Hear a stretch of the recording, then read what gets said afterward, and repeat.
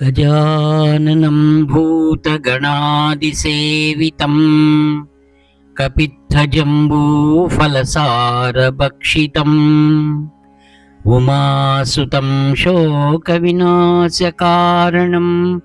नमामि विघ्नेश्वरपादपङ्कजम्। सदाशिवसमारम्भां शङ्कराचार्यमध्यमाम् अस्मदाचार्यपर्यन्तां वन्दे गुरुपरम्पराम्। अपारकरुणासिन्धुं ज्ञानदं शान्तरूपिणं श्रीचन्द्रशेखरगुरुं प्रणमामि मुदान्वहम्। देवे देहे च देशे च भक्त्यारोग्यसुखप्रदं बुधपामरसंसेव्यं तं श्रीजयेन्द्रं नमाम्यहम्। नमामः शङ्करान्वाख्यविजयेन्द्रसरस्वतीं श्रीगुरुं शिष्टमार्गानुनेतारं सन्मतिप्रदम् श्रीसत्यचन्द्रशेखरेन्द्रसरस्वतीस्वामिने नमः। सर्वमङ्गलमाङ्गल्ये शिवे सर्वार्थसाधिके शरण्ये त्र्यम्बके देवी नारायणि नमोऽस्तुते। जय नारायणि नमोऽस्तुते। ఆత్మీయ మిత్రులందరికీ కూడా హృదయపూర్వక ధన్యవాదాలు మరియు స్వతంత్ర దినోత్సవ శుభాకాంక్షలు. ఆత్మీయులారా, కాంచి కామకోటి పీఠం అనవరతము దేశ సౌభాగ్యం, దేశ రక్షణ మరియు స్వతంత్రమునకై కాంచి కామకోటి పరమాచార్య స్వాముల వారు విశేషమైన కృషి చేస్తున్నారనే విషయాలను మనం మరలా జ్ఞప్తిలో ఉంచుకోవాల్సిన విషయం. శ్రీవారు మహాస్వాముల వారు కాంచీపురంలో ఉండగా ప్రసిద్ధ రాజకీయవేత్త, బహు భాషా జ్ఞాని, అపార దేశభక్తుడు చక్రవర్తి రాజగోపాలాచారి గారు ఒకసారి తమ మిత్రులైనటువంటి శ్రీ జమునాలాల్ బజాజ్ వారితో పాటు కలిసి వచ్చారు. మహాస్వాముల వారు ఏకాంతంగా ఉన్నప్పుడు శ్రీ జమునాలాల్ వారి యొక్క మిత్రవృందంతో కలిసి వెళ్ళి మహాస్వాముల వారిని దర్శనం చేశారు. ఇది ఎప్పుడు స్వతంత్రం రాని పూర్వకాలంలో. అప్పుడు శ్రీవారు జమునాలాల్ బజార్తో అనేకమైన ముఖ్య విషయాలు మాట్లాడిన తర్వాత, మీరు ఒకరే వచ్చారా అని అడిగారు. మాతో పాటు చక్రవర్తి కూడా వచ్చారనగానే, అవునా, ఎందుకు రాలేదు లోపలికి అన్నారు. అప్పుడు తన యొక్క పరిచారకుని పంపించారు. బయటికి వెళ్ళి మిమ్మల్ని శ్రీవారు పిలుస్తున్నారు అనగా, ఎలా రావాలి, నేను స్నానం చేయలేదు అనుకున్నారు. అయినా శ్రీవారు పిలుస్తారంటే లోనికి వెళ్ళి నిలిచి ఉన్నారు చేతులు కట్టుకొని. స్వాముల వారు ఎందుకు లోపలికి రాలేదనగా, స్వామి క్షమించాలి, నేను స్నానం చేయలేదు, ఎందుకనగా రాత్రంతా అనేకమైనటువంటి లెటర్స్ రాయవలసి ఉండింది, కార్యక్రమాల్లో చాలా పొద్దుపోయింది, శ్రీ జమునాలాల్ గారు వచ్చినందువల్ల వచ్చాను అనగానే, మీకు దేశభక్తిలో ఉన్నారు, ఇదే సేవా కార్యక్రమంలో ఉన్నారు, మీరు ఎల్లప్పుడూ పవిత్రంగా ఉన్నట్టే, మీరు నా వద్దకు వచ్చేటప్పుడు స్నానం చేసి రావాలని నియమమేం మీకు లేదు అన్నారు. చూడండి ఎంత ఆశ్చర్యమైన విషయం. మహాస్వాముల వారికి దేశభక్తులనగా అంతటి ఆదరణ. అదేవిధంగానే ఒకసారి చెన్నైలో కొంతమంది నాస్తికులంతా కలిసి రామాయణం పైన ఒక దుమారం లేపారు. అది అసత్యము, కట్టుకథలు అని. ఆ తర్వాత రామాయణానికి ఇలాంటి అపచారం జరిగినందువల్ల ఆస్తికవాదులు ఎందరో బాధపడుతున్నారు. ఆ సందర్భంలో శ్రీ చక్రవర్తి రాజగోపాలాచారి గారిని శ్రీవారు పిలిపించి, దీనికి తగినట్లుగా మీరు ఒక మంచి రామాయణం రాయండి ఆంగ్లంలో అన్నారు. శ్రీ చక్రవర్తి రాజగోపాలాచారి గారు రామాయణం యొక్క తత్వాన్ని గురించి చక్కనైనటువంటి సులభమైన శైలిలో ఆంగ్లంలో అనేక పుస్తకాలు విడుదల చేశారు. ఈ విధంగా కాంచీ మహాస్వాముల వారు దేశభక్తి విషయంలో కానివ్వండి, మన యొక్క సంస్కృతి, ఆధ్యాత్మిక విషయాలపైన ఎల్లప్పుడూ కూడా జాగృతిగా ఉండి సరైన సమయంలో ప్రజలను సన్మార్గం నడిపిస్తుంటారు. కాంచీ మహాస్వాముల వారి యొక్క పరమ శిష్యులు తదంతేవాసివర్యులు శ్రీ శ్రీ శ్రీ జయేంద్ర సరస్వతి మహాస్వాముల వారు కూడా కాంచీ మహాస్వాముల వారి యొక్క ఆలోచన పంథాలోనే కదిలిన వారు. ఈ యొక్క సనాతన ధర్మం ఈ దేశానికి ప్రాణం అని నమ్మిన మహాపురుషుడు శ్రీ జయేంద్ర సరస్వాముల వారు. ధర్మాధికారులు అనగా మఠాధిపతులు ఈ యొక్క మానవ జీవన మనుగడకు ముఖ్యమైనటువంటి సంస్కృతి పరిరక్షణకు అనే రథానికి సారథ్యం వహించినప్పుడే ఈ సమాజం సుఖంగా ఉంటుంది అని నమ్మినటువంటి దైవీ పురుషుడే శ్రీ జయేంద్రుల వారు. ఈ సనాతన ధర్మం నిర్మించిన వారెవరు? సాక్షాత్ భగవంతుడు. ఆయన పరమ ప్రియమైనటువంటి వాక్కులే వేదం. అదే రూపంలో వచ్చినటువంటిదే శాస్త్రరూపకంగా, మనకు ధర్మరూపకంగా, అనేక ధర్మశాస్త్రాల రూపకంగా, నీతి శాస్త్రంగా, పురాణాలుగా అన్నిట్లోనూ కూడా తొంగి చూస్తున్నదే వేదం. సర్వజీవుల హితాశక్తిని కోరేటువంటిదే ధర్మం అన్నమాట. అందుకే భగవద్గీతలో సాక్షాత్తు గీతాచార్యులు వారు అంటారు, తస్మాత్ శాస్త్రం ప్రమాణంతే కార్య వ్యవస్థితం అని. ఈ భరత భూమిలో మనం చక్కటి రుజుమార్గంలో జీవించాలంటే దానికి ప్రాధాన్యమైనటువంటిది మనకి శాస్త్రం. ఆ శాస్త్రం యొక్క బింబమే వేదం. పరమాచార్య స్వాముల వారు శాస్త్రము, అందులో నీతి శాస్త్రము మరియు దేశభక్తి, ఈ విషయాలన్నీ కూడా అవిభాజ్య అంగమై ఉన్నాయని అనేక మార్లు వారు తెలియజేశారు. ఆత్మీయులారా, వీటి పరమోత్కృష్టమైనటువంటి ధర్మశాస్త్రాలను ప్రతి ఒక్కరు కూడా తెలుసుకోవడం కష్టతరమే కదా. అందుకే మహాత్ములు అనుసరించినటువంటి మార్గంలో మనం నడవడమే శ్రేయదాయకం.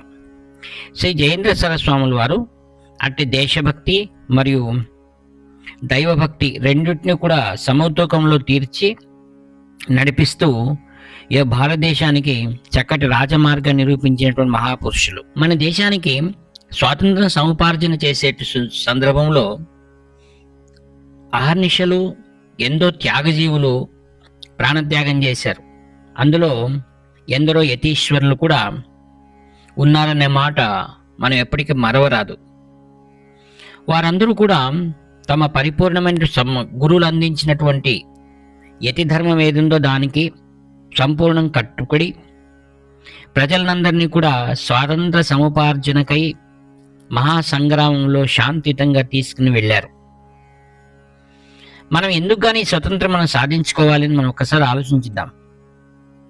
మనము పురాణాల్లోకి ఒకసారి తొంగి చూస్తే కృతయుగాది కాలంలో హిరణ్యాక్షుడైనటువంటి వాడు పరమ పవిత్రమైనటువంటి భూమినంతటినీ కూడా పాతాళంలో దాచిపెట్టాడు. ఎందుకనగా యజ్ఞయాగాదులు సత్కర్మలు జరగకూడదని.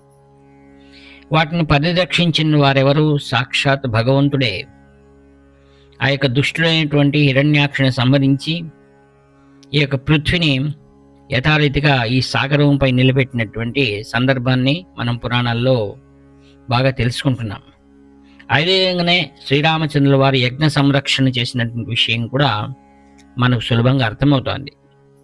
అనగా సాక్షాత్ భగవంతుడు మరియు భగవద్ అవతారాలన్నీ కూడా ఈ యొక్క ధర్మభూమి కోసం, వేద భూమి కోసం, వేద శాస్త్రాల కోసం, సత్కర్మల కోసం అవతరించాలనే విషయాన్ని మర్చిపోకూడదు.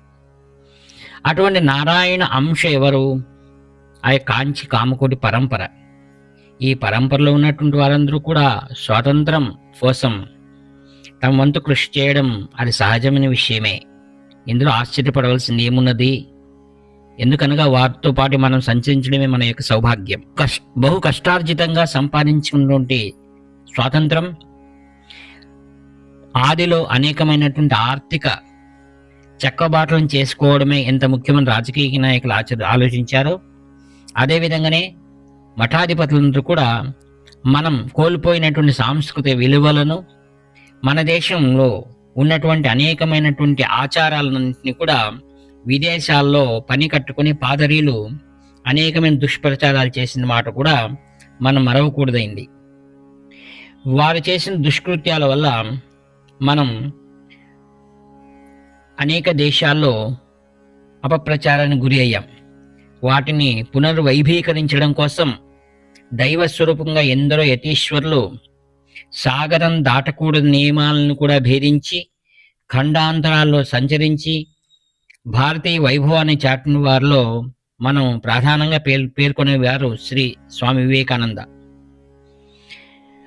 మహాత్ములు వారి యతీశ్వర ధర్మాన్ని గౌరవిస్తూ కూడా మన అఖండ జ్యోతిలాగా వెలుగుతున్నటువంటి మన సంస్కృతి సౌరభాలను, వాటి మరొక పేరే దేశభక్తి అని కూడా చెప్పవచ్చు.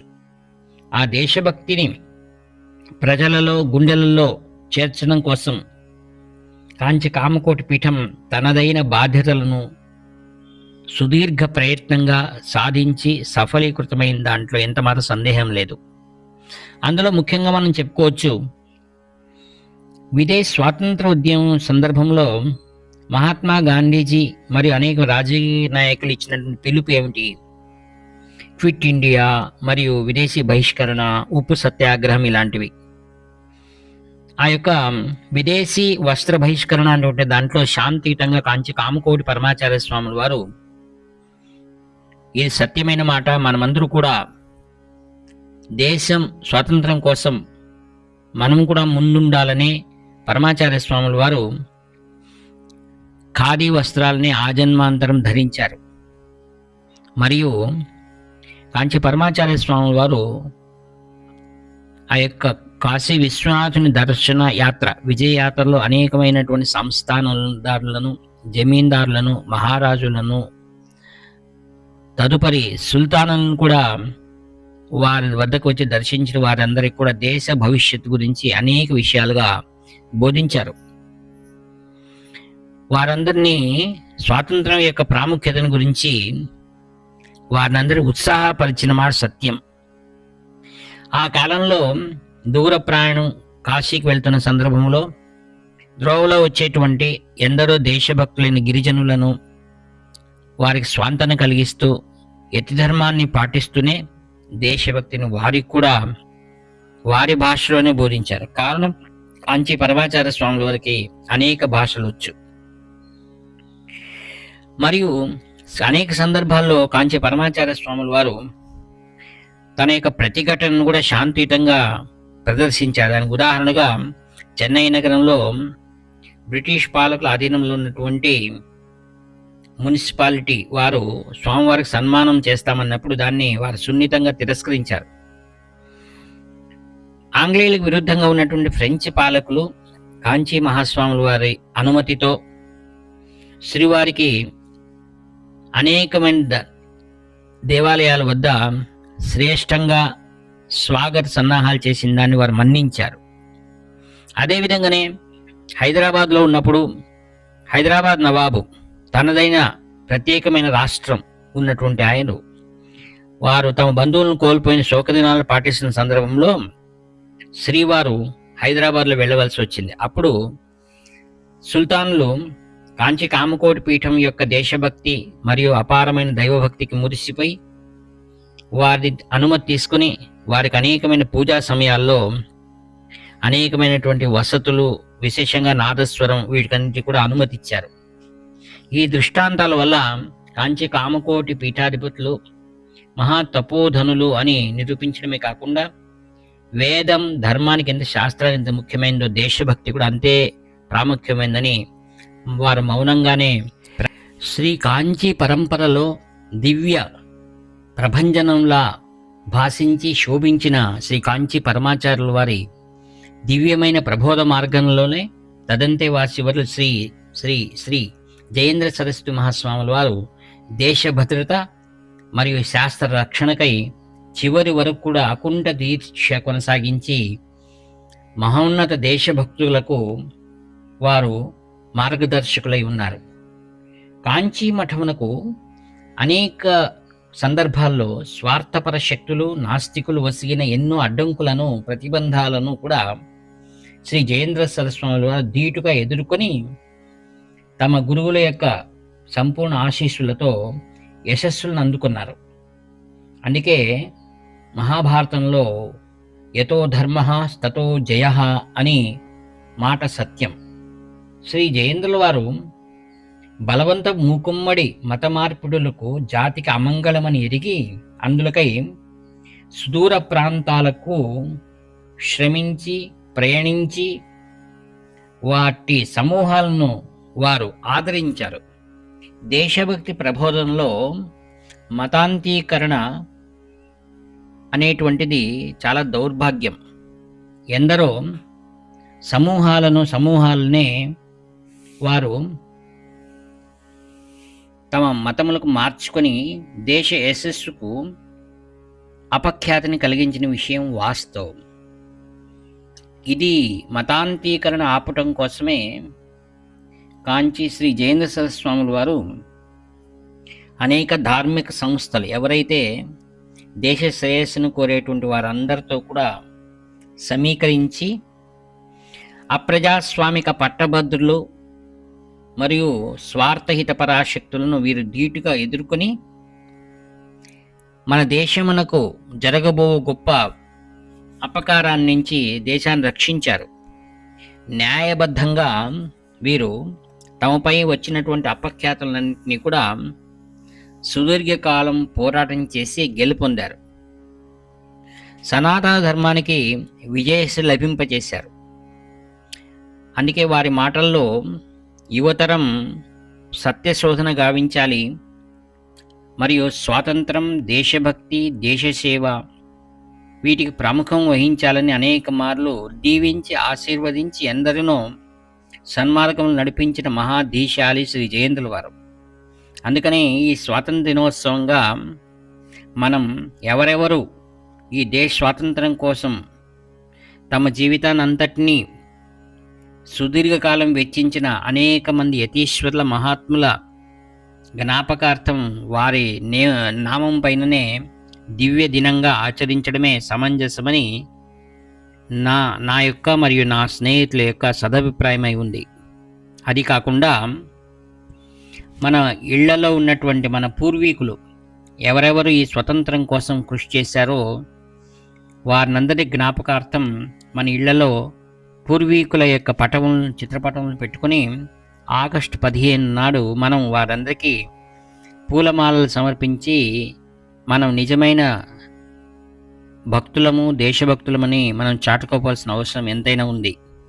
ఇలా ఆగస్టు 15 మన పూర్వీకుల మరియు మహాత్ముల మరియు ఎందరో మహారాజులు ఎవరెవరు ఈ యొక్క ఆంగ్లేయులపై దురాక్రమణలు చేసి మన సంస్కృతిని కాపాడినటువంటి ఎందరో మహాపురుషులను కూడా మనం జ్ఞాపకం చేసుకొని వారి భక్తితో శ్రద్ధతో నివాళులర్పించడం కూడా ఆగస్టు 15 నిజమైన స్వాతంత్ర్యం అనిపించుకుంటుందని చెప్తూ, నా మిత్రులందరికీ కూడా నాడు మీ ఇళ్లలో మీ పెద్దవారి యొక్క పటములను పెట్టుకొని ఎవరెవరు జ్ఞాపకం చేసుకొని మరియు దేశ జెండాను మన యొక్క ఇంటిపై భాగంలో ఎగురవేసి అనేక మహారాజులు, దేశ రాజకీయ నాయకుల్లో ప్రముఖులైనటువంటి వారిని నిజంగా నిస్వార్థంతో చేసినటువంటి రాజకీయ నాయకులందరికీ మనం జ్ఞాపకం చేసుకుని ఆ యొక్క జనగణమన మరియు వందే మాతరం ఇవన్నీ కూడా గీతాలాపన చేస్తూ భరతమాతకు మనము భక్తి ప్రణామాలు అర్పిద్దాము కాక అట్టి సన్మనస్సును మనందరికీ అనుగ్రహిస్తున్నటువంటి శ్రీ శంకర విజయేశ్వర స్వాముల వారి దివ్య పాదపద్మములకు ఈ వాక్పుష్పములను సమర్పిస్తూ జై భారత్ మాత, జై భారత్ మాత, జై భారత్ మాత, హర హర శంకర, జై జై శంకర. ఇట్లు మీ ఆత్మీయ మిత్రుడు నివర్తి నాగభూషణ.